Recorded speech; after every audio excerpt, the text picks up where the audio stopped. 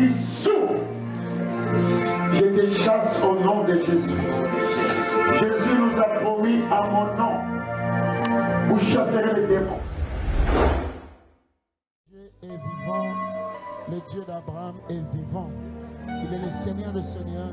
C'est un Dieu qui parle, qui guérit, qui restaure, qui change. Toute personne qui peut le suivre. Toi aussi, tu peux recevoir ta guérison et ton miracle. Didn't anyone ever tell you? Didn't anyone ever say? Aucun médecin ne peut le faire. Aucun marabout ne peut le faire. Aucun magicien ne peut le faire. Mais Jésus est capable. Le péché de tous les membres de cette église, même les gens que nous avons invités, Seigneur. She held out her hand today. It's reaching to the broken one. This is your land. Aussi, tu peux recevoir ta guérison et ton miracle. Didn't anyone ever tell you? Vous êtes bel et bien dans votre émission que vous aimez ainsi par l'Éternel avec le prophète des nations, Dieu donné mon goût pilier de la foi, l'homme de l'ainsi parle l'Éternel, l'homme qui prophétise aux yeux ouverts. Ne zappez pas. Si tu étais prêt à zapper, ne zappez pas. Que nous l'amsa maman, l'amsa papa, loba et komingongo to kaka o lobi Yahweh. Parce qu'il y a des personnes qui ont des problèmes de maladies, des problèmes des attaques, des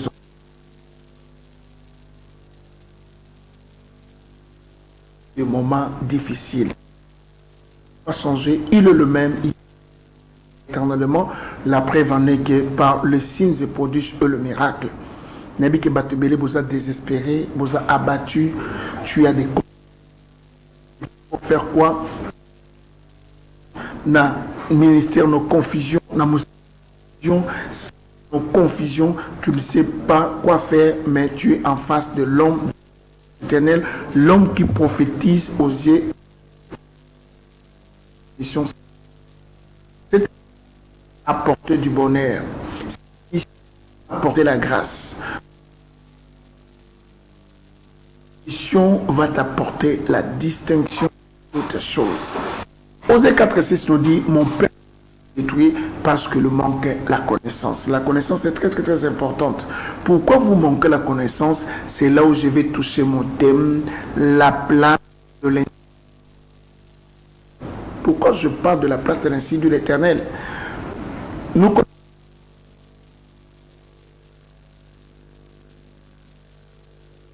sous le soleil. Hébreu 13.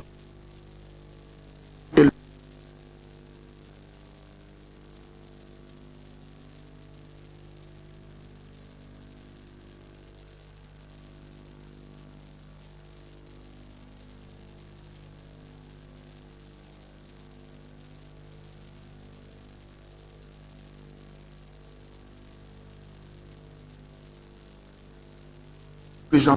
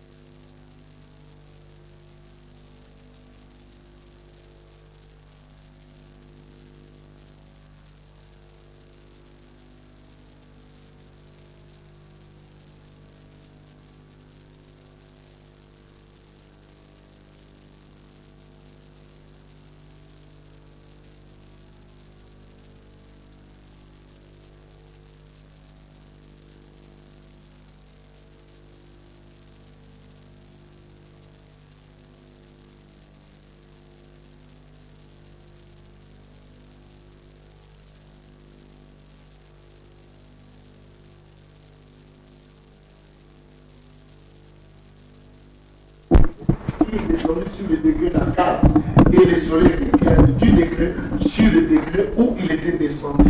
Amen. Dieu va vous visiter ce soir.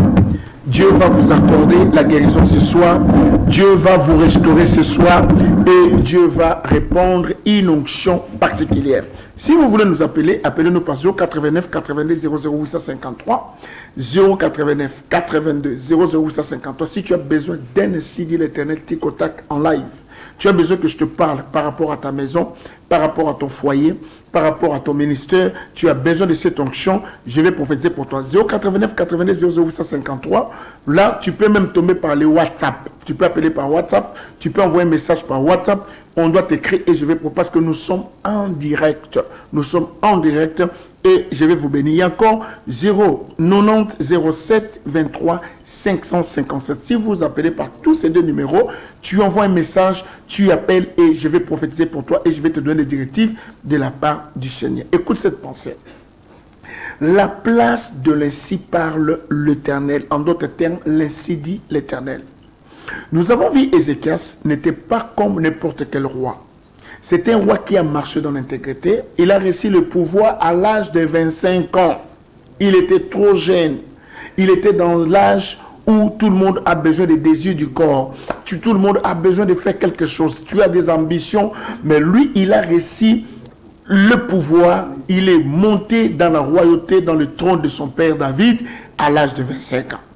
Et tant que tu n'as qu'à trône à l'âge de 25 ans, et l'eau connaît ne komaki. Bibelobi azuba olié, azuba serpent de rien que Moïse avait à Tikaki, azui à restaurer culte, à renverser autel, à changer système en fonctionnement, même l'époque où on a ancien Israël balobaki, tu dois mourir. Comment tu peux oser, toi, un jeune, où il y a qu'on détruit même serpent de reins que Moïse avait laissé. La Bible déclare, il a tout détruit. C'était tellement catastrophique de voir un roi jeune avec audace. Il y a qu'on détruit Misala Yamabé.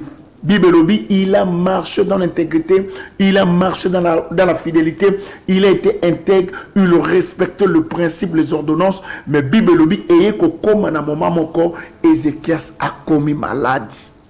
Peuple de Dieu, et ça n'a pas été besoin de nangaï. Dans le moment où vie, tu as marché ta vie, tu étais bon. Tu as marché dans ta vie, tu étais intègre. À un certain temps, malgré les offrandes, malgré les sacrifices, malgré les dîmes, où on se sentit dans nzoto na yo malade ye ko botama na nzoto. Maman moko zo na nga sikoyo, malade botama na kat na nzoto na yo. Malade botama, oyebite sika malade wane uta. Tu peux te retrouver par un cancer, tu peux te retrouver par VIH, tu peux te retrouver par la tuberculose, tu peux te retrouver par la tension, tu peux te retrouver par la stérilité, tu peux te retrouver par beaucoup de choses. Tu ne sais pas d'où vient cette maladie.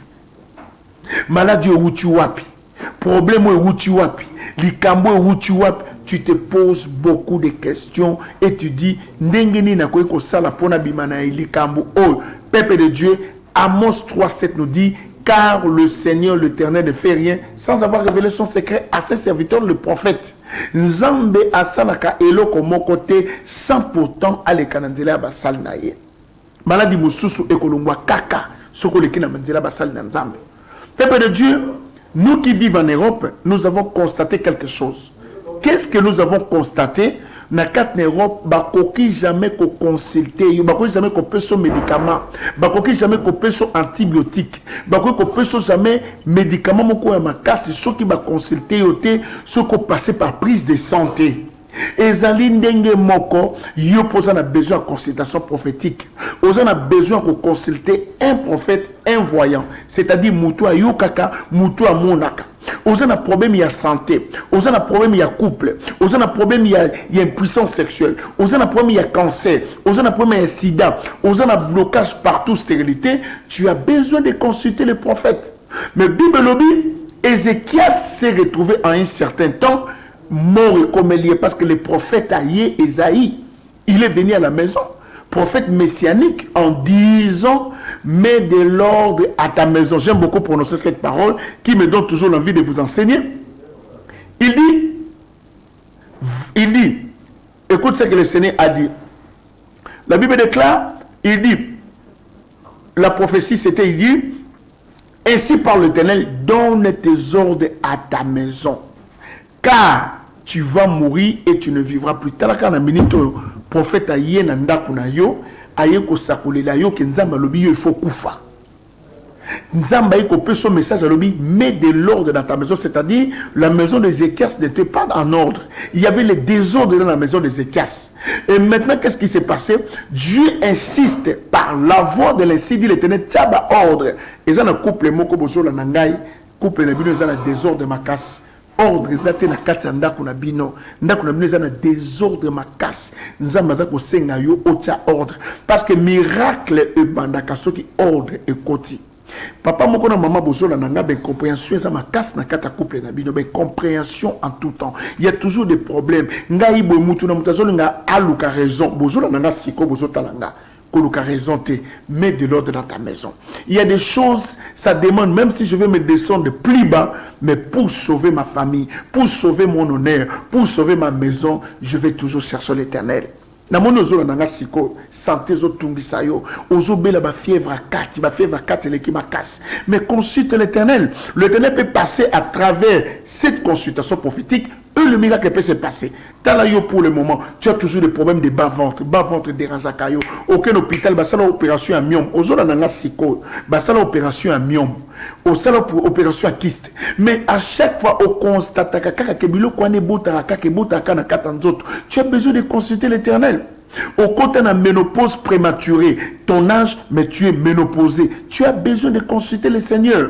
Au menakabakisi, pour la diabète, pour la tuberculose, mais tu ne trouves pas. Tu as besoin de consulter le Seigneur.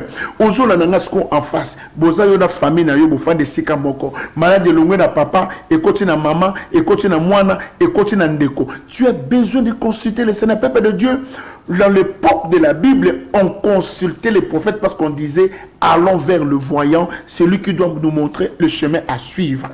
Tu as besoin de faire un voyage, de quitter l'Afrique pour aller en Europe. Tu as besoin de ainsi dit l'Éternel. Tu as besoin de faire les affaires. Tu as besoin de ainsi dit l'Éternel. Tu voulais t'introduire dans le domaine politique. Tu as besoin de ainsi dit l'Éternel. Tu as besoin de devenir un jour un député. Tu as besoin de ainsi dit l'Éternel. Tu as besoin d'obtenir une fonction. Tu as besoin de ainsi dit l'Éternel. Tu as besoin de devenir quelqu'un ou de faire les affaires, l'agriculture. Tu as besoin de ainsi dit l'Éternel pour comprendre qu'est-ce que je peux faire. Il y a un Benga Bisson 089 82 00 853. Na numéro na WhatsApp ezali. Tu appelles, tu donnes ton message.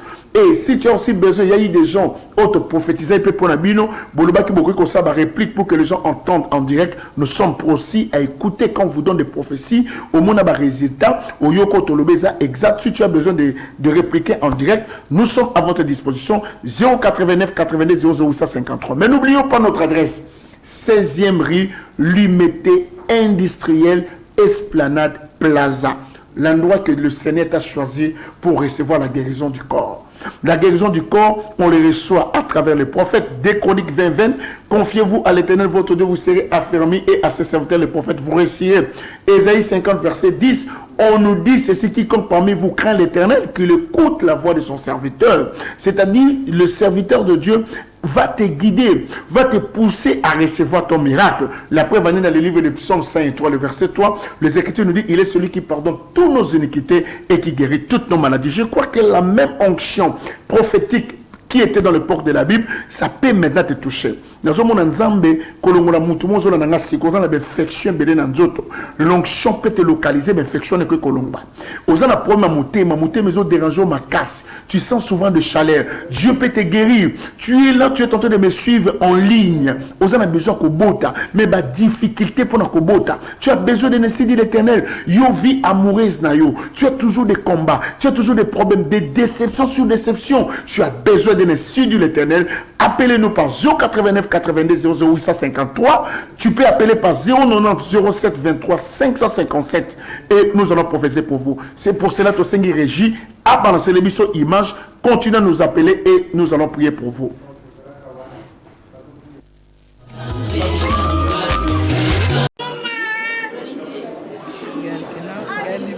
Les enfants miracles de l'Ainsi dit l'Éternel, les enfants de l'église Mienne. Je suis le pasteur Jean-Claude de l'église Mienne. Comme d'habitude, nous continuons toujours dans nos interviews pour vous montrer, pour vous parler de ce que Dieu est en train de faire à travers son prophète, le prophète Dieudonné Mongo, mon père spirituel, ici à l'église Miel. Et aujourd'hui, j'ai en face de moi la maman Miracle, maman Passy, la maman des jumelles. Je vais lui demander, je vais lui poser une question, comme ça elle va nous parler vraiment ce qu'elle a vécu, ce qu'elle a connu ici à l'église Miel. Maman n'a vécu. En tout cas, maman, banda yo na l'église Miel. Nalingi vraiment olobela bandeko na biso oya libanda. Nalingi oyebisa bango eloko nini ya motuya oyo yo moni oyo Nzambe asali na kati ya bomoi na yo banda oyo na kati ya Israël oyo Nzambe asali à travers mosali na ye Dieudonné Mongo na kasa bomoi.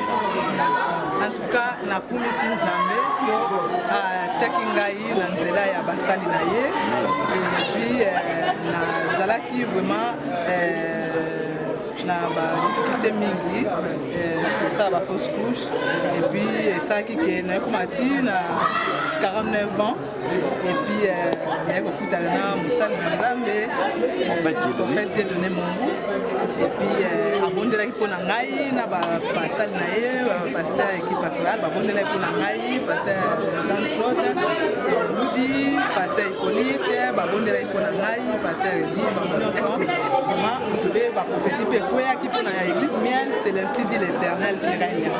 Donc Nzambe vraiment azali mpe azoloba alobi na ngai année prochaine j'aurai 50 ans nakobota bamapasa ya basi mibale mais nakosalela Nzambe akosala nakontinuaki kosala Nzambe na église Miel et puis 50 ans après l'année prochaine nakomaki na zemi année oyo elandaki ntango nakomisaki 50 ans nakomaki na zemi me nga mona nayebaki teke nakomi na zemi prophète na église ayebisi ngai ke mama osasa l'examen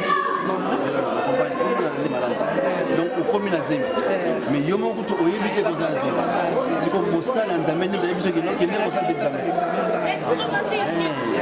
nga nakanisaki nazalaki fatigué tellement naza kosala butu moi naza kosala mwa mingi nakanisaki naza fatigué mpona mosala mais non ezalaki mosala te ezalaki vraimen zemi nakenda kosala l'examen esali ke nazalaki na zemi ya bamapasa donc oyo Nzambe alobaki na ngai na 49 ans ekotisaki mpe na 50 ans ndenge Nzambe alobaki na ngai donc lelo bana bakomisi 1 an bamapasa bayembeli bango joyeux anniversaire nyonso oyo ezosala ke église Miel ezali mpenza église ya Nzambe oyo Nzambe azoloba mpe ezokokisama batémoignage ebele so na bino banopesa bino oyo banda na ye na église Miel donc eleki azali moko ya mapasa ye moko bamimi ye na marraine na ye baanniversaire na baza kozwa bango moko ya bamapasa bana kitoko ya basi Nzambe apesi ngai na 50 ans nazwi bana na mibale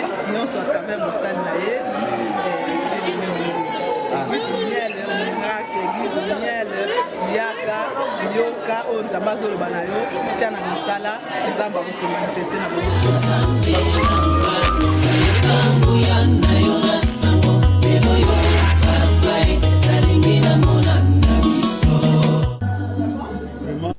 La place de l'Institut de l'Éternel. La place de l'Institut de l'Éternel, vous avez vu ça. Ça dit, l'Institut de l'Éternel a donné une femme qui avait 49 ans. Elle vivait que des fausses couches. Elle a cherché des enfants par tous les moyens, mais deux qui a zui kaka o et lobi yawe na pesi ba directive pe na lobi ne année prochaine au bota ba mapasa bana kitoko to moni ba mapasa bango wana. Et quand on précise au botabana basi basi au botabana basi, quand on précise au botabana mibali bana basi, pourquoi l'ainsi dit l'Éternel ne se trompe pas? L'ainsi dit l'Éternel localise, il voit, il dit, il agit. Peuple de Dieu, le Seigneur est puissant. Au moment où makambo aux autres traversent, aux moments difficiles, aux autres soukite. Non, mon sœur, mon kolobi na lembi nanga na luka basala nzambe na sala bonasa bosimate. Tu me suis là maintenant. Tu es découragé. Aujourd'hui, parce que na luka mingi, na bondela mingi, ba pesanga ba directive et soukate. C'est parce que le temps de Dieu n'était pas arrivé. Regardez cette fille d'Abraham. On a lu que non, Satan a rendu qui est infirme. malgré les difficultés, malgré son infirmité, elle a été courbée, elle restait dans le temple pendant plus de 18 ans et le Seigneur l'a trouvée et le Seigneur l'a guérie. L'ainsi dit l'Éternel ne meurt pas. Ceux qui prophétient, mais la Zuba n'a pas sa tête. Prophétie ne moute sali et qui ne peut provoquer banama pas sana babotama. Prophétie ne moute sali était Nzambe apesa bana wana. Nayebi ke lelo nzamba ko pambola mutu moko makasi, nzamba ko toucher mutu moko makasi, nzamba ko visiter mutu moko makasi. C'est Jean 10. Non ki kaka nzamba lobi nanga komona bitumbo zo traverser te. Oza bitumbo moko zo traverser cette des nets za makasi. Ozo se sentir na kata vie na yo opposition pe combat makasi. Et pour le moment, oza na besoin nzamba provoquer miracle. Pe nazo se sentir na kati na ndako. Maladie yaka ekendaka, maladie yaka ekendaka, mais cette fois-ci maladie zo kende. Et na parvenu comme on a ombre moko ya mwindu, yaka souvent ko visiter yo pour eyiba ombongo, pour déstabiliser santé na yo. Mais nzamba ebisinga lobi azolongo la confusion kalate ozo za bonne nouvelle. Et nazo mona ba komi na mutu na yo vino mobimba saila nzambe, vina yo sungaka misala nzambe.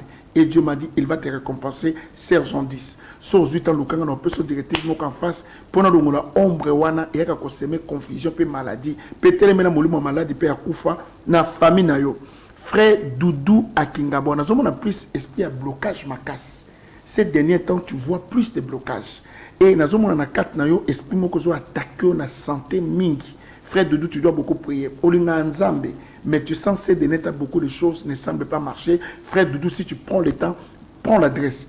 Il y a qu'à prier pour nous parce que ça m'a comme mais moi blocage. La preuve en est que ma peste comme ma promesse mais que ça m'a été. Je vais prier pour toi et les choses vont s'ouvrir.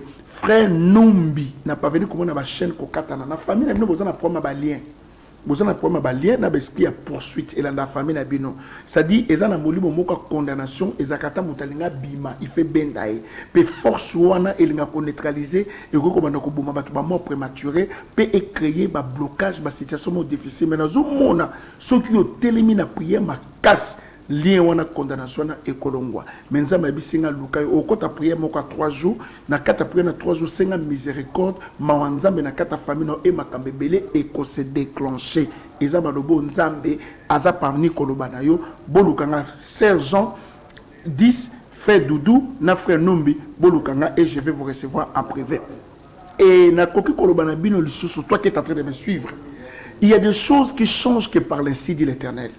Ezana ba situation mususu elongwa kaka ifo nzamba loba. Ezana ba maladie mususu ekena net Ézéchias. Dieu l'a dit, c'est-à-dire à travers le prophète messianique Isaïe.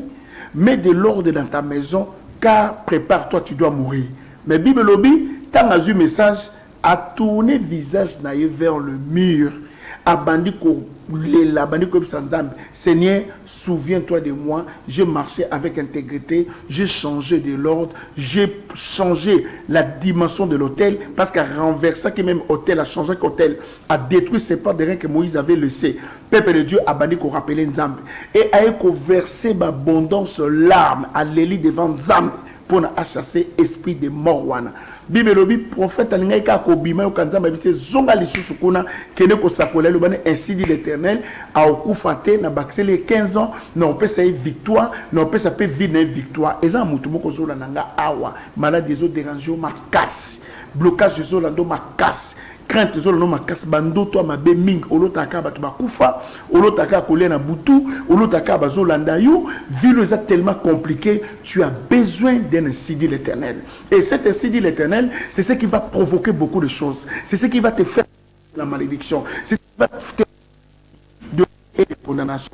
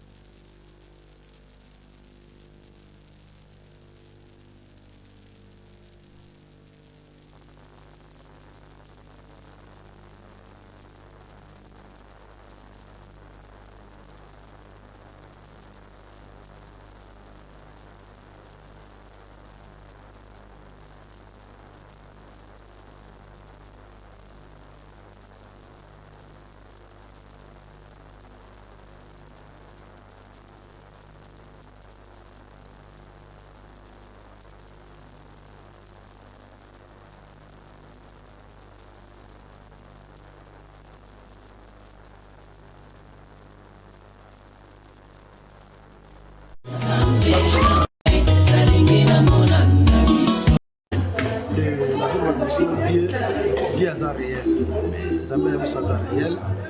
Donc, parce que depuis que on a miel, donc vous savez que seulement que Zambé a ça bombe ça na vina mal besoin na ko fuka matebo oui na okokate parce que ba crampe makolo partout na kokokate mais tina kota na bise miel oyo Nzambe alléluia tina fuka mboye na kokokate ko fuka maboya kokate donc on va que avoir l'église miel ko fuka mandengo fuka manza qui impossible na kokate na ko fuka mate depuis au une église miel banda na ya na kati miel banda na ya église miel na ville de Saint-Georges l'autre makambo surtout alléluia maboko bakila ko simbelo côté na ko simbelo côté boye makolo ko tambola te makolo ko tambola te bakampe partout na la kante makambo kele Zamba vivant amen bakampe partout bakota makolo barticulation donc les tout comme voilà la tranquille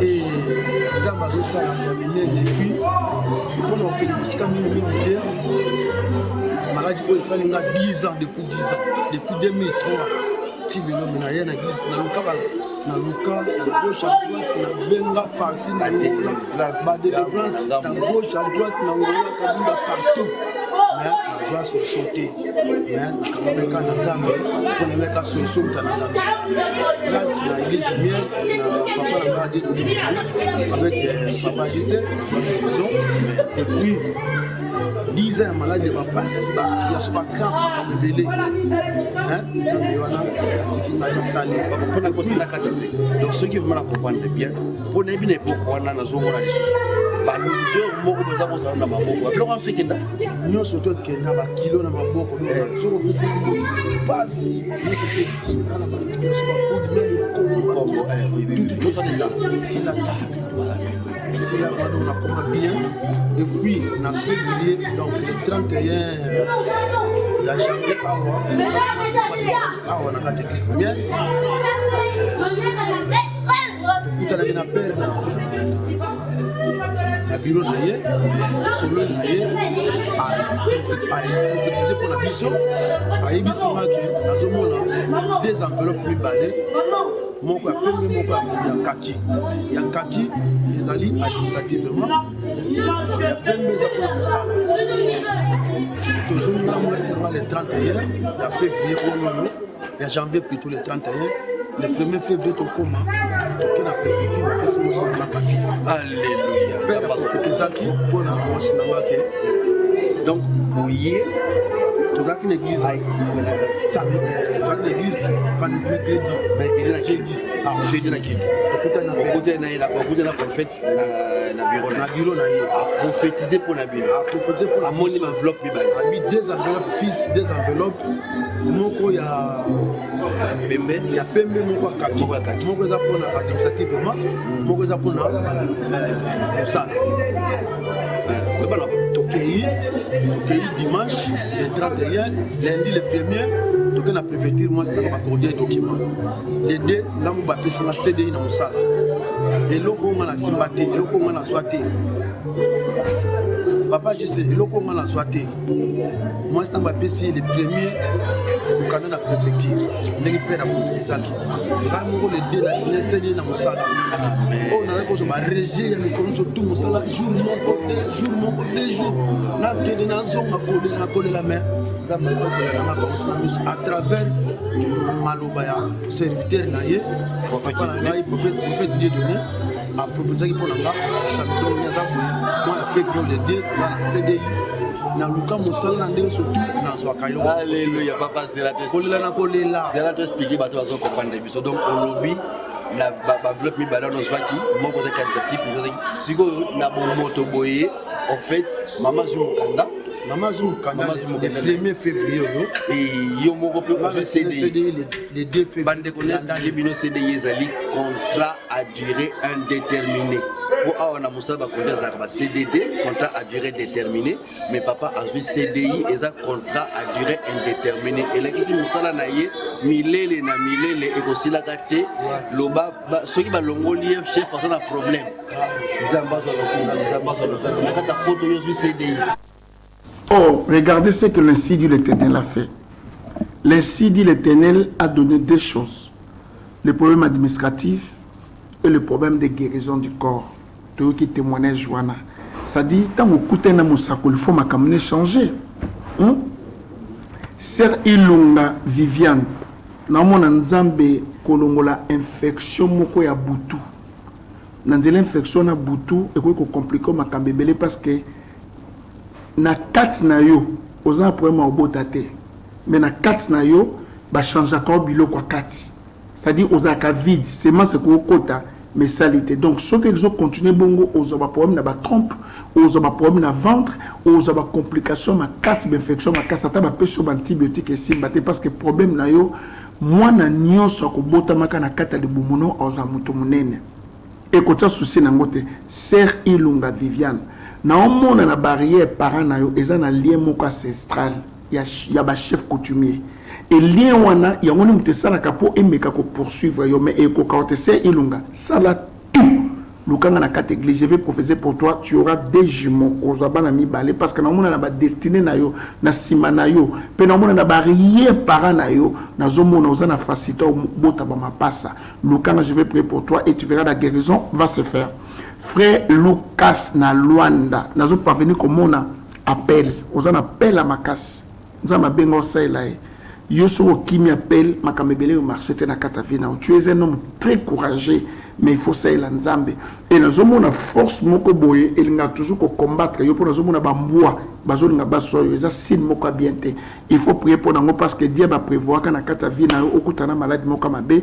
Frère Lucas, faut faire très attention sur notre destin prophétique et kobeba c'est Ésaïe 40 na kaka accomplissement surprise et nzamba lobi a la confusion tout eza na kata chemin na omiye bate oyoza wa mutu munene makasi mais destiné prophétique na yo ebundisa maka na ba esprit ya famille na yo babundisa ko balanda ko partout balinga même ba bomayo balinga même ba bomotala ka vino komanda ba épargne ka ona ba makambe belé oyebi yango bien et en plus vino eza miracle kangama na nzambe sala ba mbeka ebele lukaka nzamba tout temps c'est Ésaïe 40 au monde makamni nzamba ko sala parce que dans monde même nzamba zo suyo ba larme ça dit o le la souté parce que na passé o le kake pok moko o le la ki mingi nzamba mitazo la kisanga pendengo zolo ba problème musala na yo kala te nzamba se prendre parce que na monde ba komi victoire c'est Talita yo na zo monoko omoni yo soko sungite et simbate na mono une femme forte.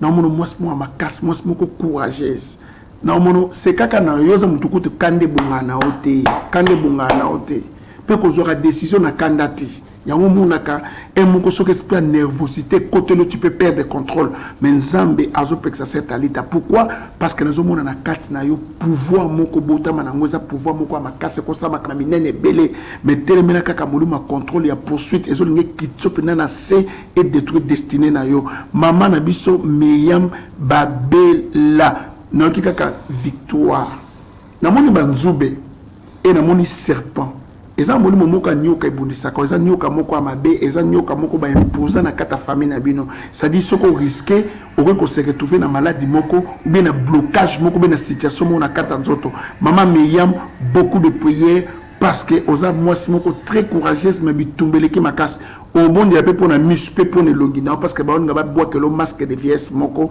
na liboso na pe bon dia pour na suki un certain temps au comme na perte suki makasi.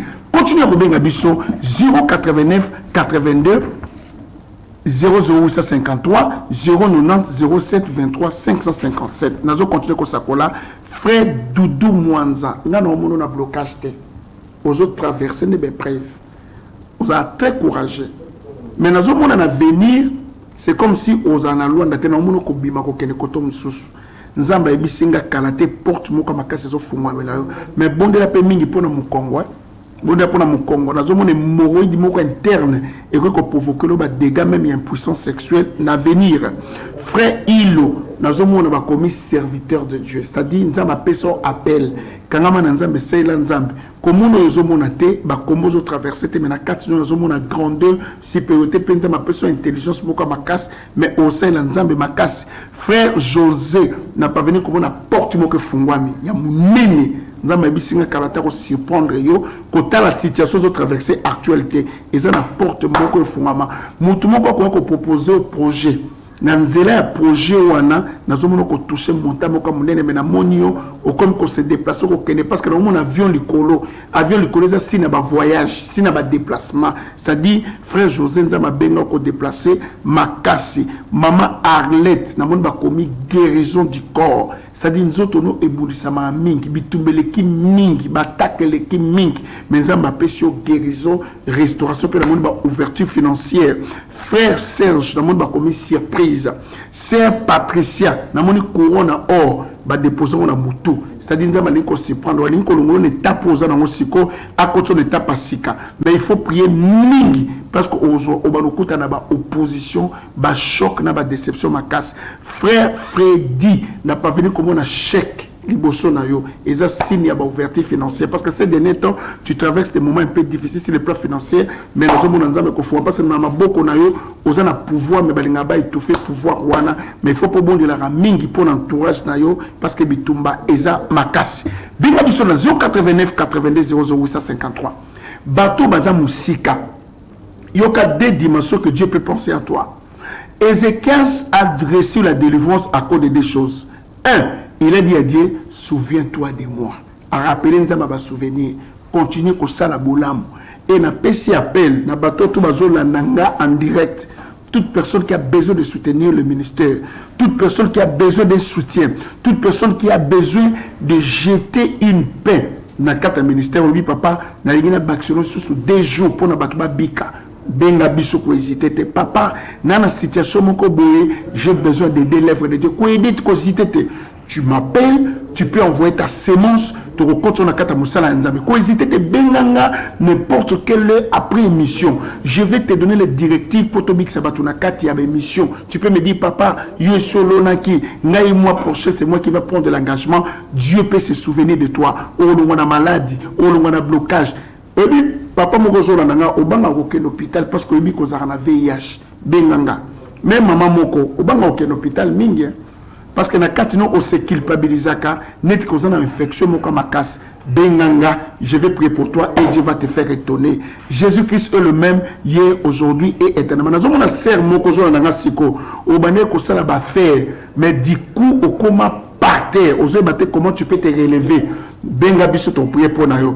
Et nazo mona couple mo bozo na ngai bo sala ki kop moko mais escroquerie salemaki bo perdre ki mbongo. N'hésitez pas benga biso.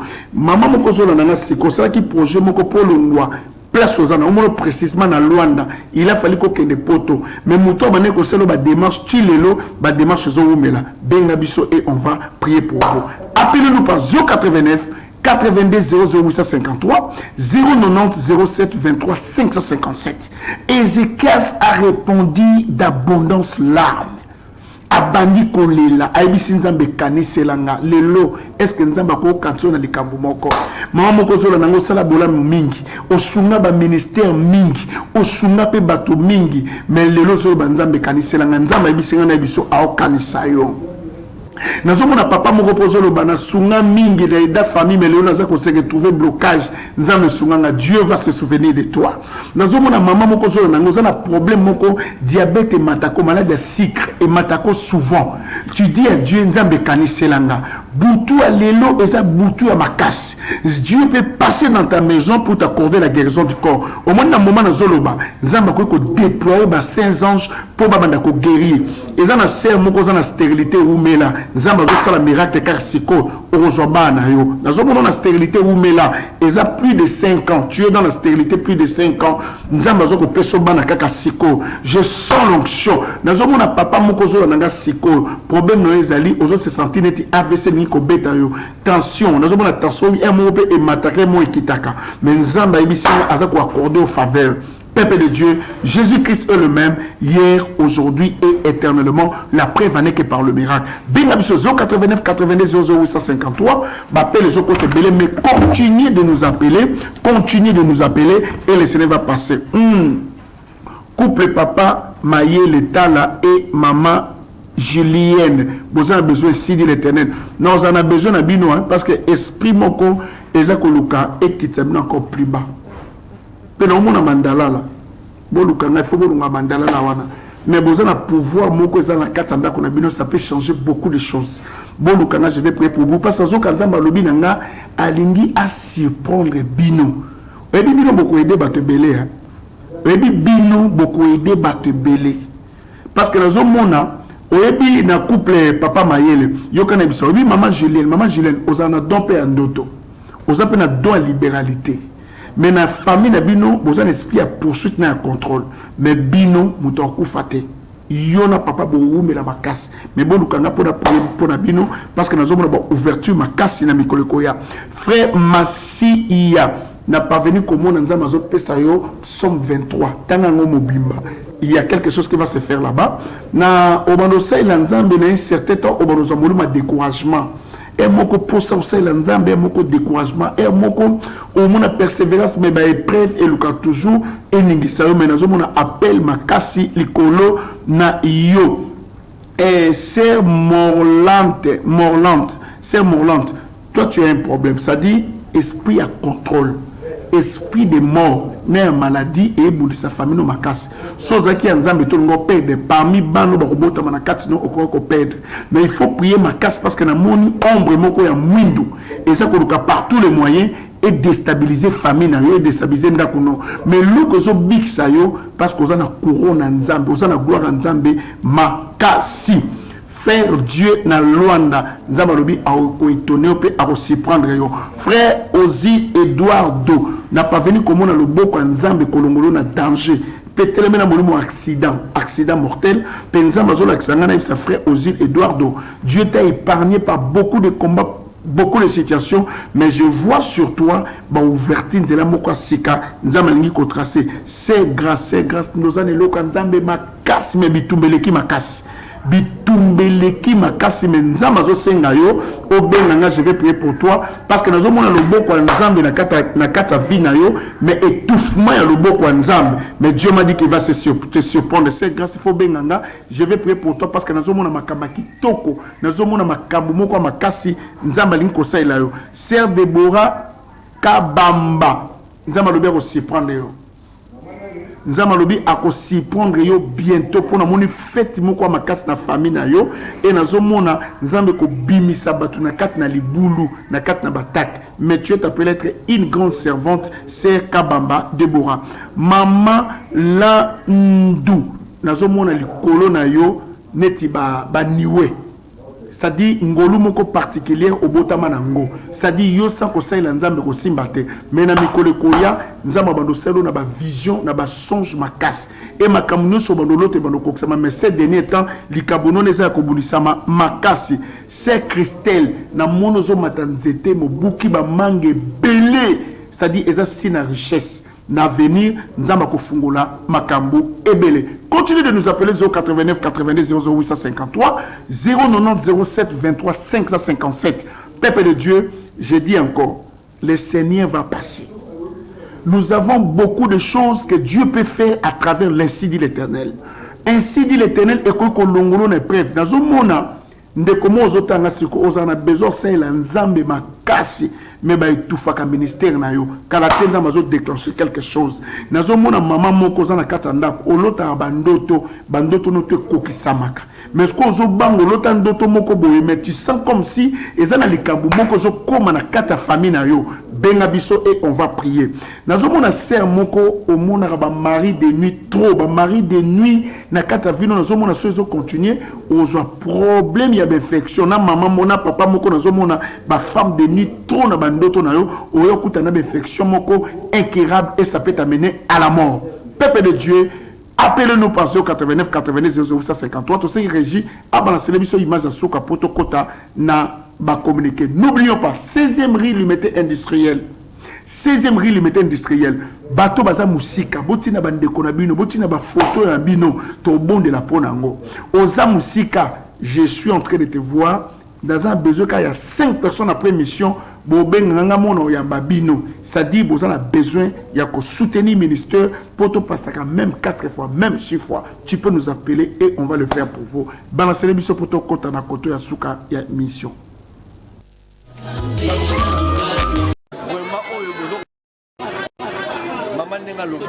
A lobby en clair, dans une église bien, en fait, à prophétiser pour naïe, dans à prophétiser pour naïe,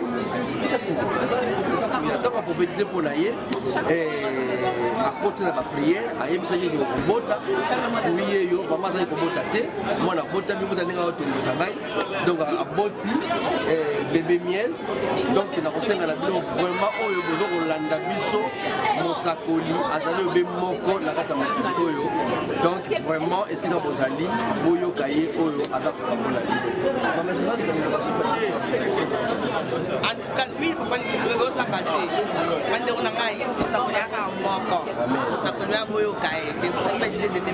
Un mal brûlant qui vous prend au pied et elle a traîné ça pendant longtemps. Et le jour où elle est venue à l'église mienne, le prophète lui avait dit que ça partira. Il a prié pour lui, il a fait une onction d'huile et paf, c'est parti jusqu'aujourd'hui. Elle a dit, elle ne sait même plus c'était quel pied qui souffrait. Donc là, vous voyez que Dieu fait des grandes choses. Comme on dit ici à l'église mienne, viens et vois.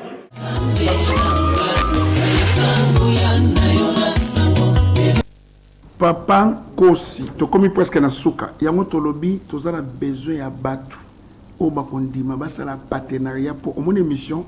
La télé, c'est le temps. Tu as qu'il y a quelques minutes. Ceux qui ont dimi, ceux qui ont bimi, ont dimi, aux à la patte. Après émission, j'aurai 30 minutes à recevoir 5 à 7 personnes qui doivent accepter de s'aimer quelque chose dans notre ministère et je vais vous recevoir en privé.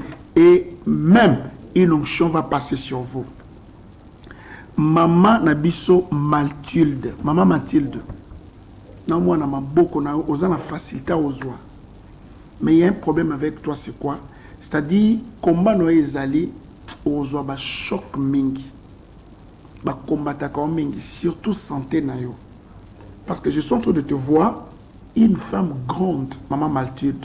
Mais mon atteint besoin de étouffé. Et dans un moment, rencontre moko avec une personne.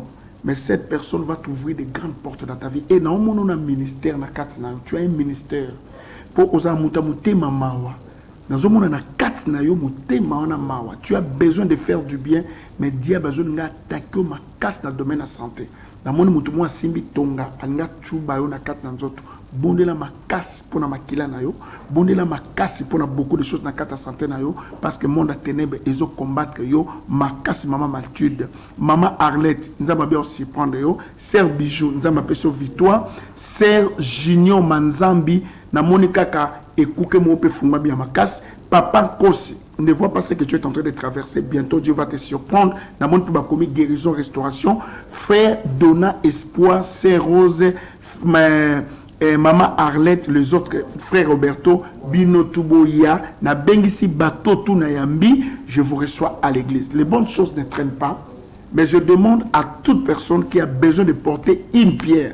Bengana Souk émission, je vais parler avec vous, je vais prophétiser parce que ma signalinga est recoquille, moi et continuer ça. Mais si tu as aimé l'émission, n'hésitez pas, si tu as aimé l'émission, n'hésitez pas, je vais seulement citer les noms, tu viens, mon comme tu as toujours ébélé, mettez un zaté, neti frère Nabiso, grâce na Luanda, frère Nabiso Miguel na Kasavubu, frère Nabiso Nancy Makwamo, frère Abiul Nzola, frère Gédon Bino Nyonso. Na bengisi bino ope baza musika botina bandeko na bino baya na carte église miel 16e rue limité industriel. Je reçois du mardi au vendredi de 10h à 18h. Et en plus baya dimanche tous on a deux cultes. Premier culte de 9h à 13h, deuxième de 16h à 19h. Vous tous venez, je vais vous recevoir en privé. Mais je vais prier pour vous. Si vous êtes malade, je vais prier pour toi. Seigneur, je prie pour toute personne qui est malade. Je prie pour toute personne qui oh nzamba obikisa mutu mo zana problème à perte de mémoire. Nzamba zo zongi son mémoire na okoma obungisa makambo. Dieu va t'accorder la guérison. Nazo mona maman mon kazo prie azo lela mingi pona vie ya bana ye. Dieu m'a dit qu'il va restaurer tous tes enfants. Nazo mona maman mon koza face nanga ozana rencontre na semaine na mutu moko munene. Nzamba ko permettre ekosimba na pamboli bino ba guérison kota, d'infection limwa, fécondité kota. Nzamba zo bikisa mutu mona maladie ya diabète. Bika au nom de Jésus. C'est un mot d'infection comment ko salo ba pu na kata nzoto na intime et ozana ba complication na ba règle douloureux na déclarer guérison au nom de Jésus-Christ. C'est un mot ka biki na maladie ya sida. Na oki nzamba zo bisanga bika na maladie ya sida ozwa kango mutu ngwa si akufa. Mais nzamba pecho guérison na komona Yesu Christ au nom de Jésus. Amen. Que Dieu vous bénisse. On se voit encore demain pour un autre numéro à la même heure.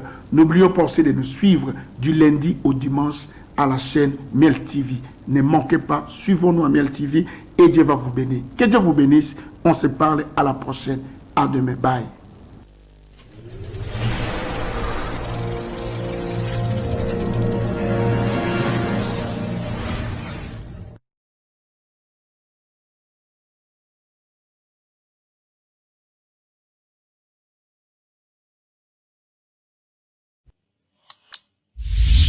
L'esprit qui l'a rendu sourd, je te chasse au nom de Jésus.